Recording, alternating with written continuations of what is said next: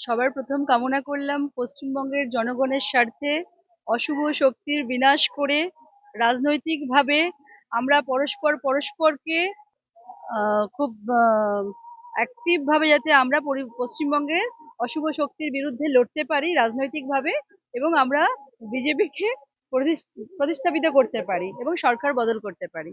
ব্যাস, পশ্চিমবঙ্গের অশুভ শক্তির বিনাশ হোক।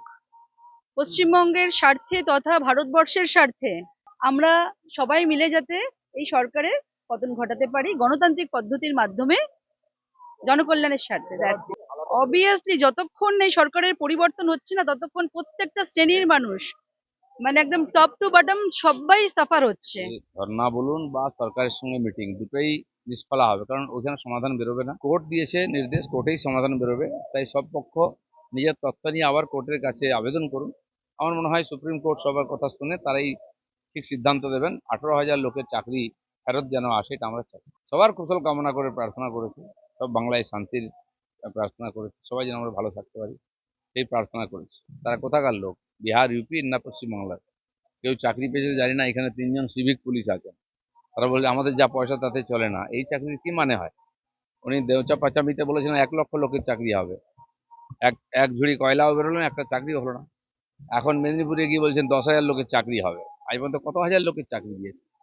কোনো অভ্যাস টাইম মিথ্যা কথা বলা, সেটাই বলছেন। আমি তো মুর্শিদাবাদে সেদিন ছিলাম যেদিন গন্ডগোল শুরু হয়, 11 তারিখ রাত 10টার সময় পার হয়ে, যখন তখন আগুন জ্বলছিল।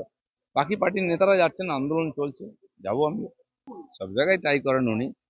টিচারদের ডাকলেন কথা বলবেন বলে ইন্ডোর স্টেডিয়ামে, সেখানে পার্টির লোকেরা ভরে গেল, টিচাররা বাইরে থেকে গেল। এটাই ওনার নীতি, লোক দেখানো। হ্যাঁ, সিনিয়র ডাক্তাররা এসএসসি যারা চাকরিহারা তাদের পাশে রয়েছে এবং সব রকম সাহায্য করার জন্য কোনো ডাক্তাররা নয়, ডাক্তাররা যেমন আছেন, সাধারণ মানুষ পশ্চিমবাংলার সবাই চাকরি হারাদের সঙ্গে আছে, এবং সেই পীড়িতা ডাক্তারের পরিবারের সঙ্গে আছে। যারা এই যে হাজার হাজার মানুষ মুর্শিদাবাদ থেকে হিন্দুরা পালিয়ে গেছেন অত্যাচার, তাদের সঙ্গে আমরা আছি। আর সবাইকে এক হয়ে এখানে পরিবর্তন করতে হবে।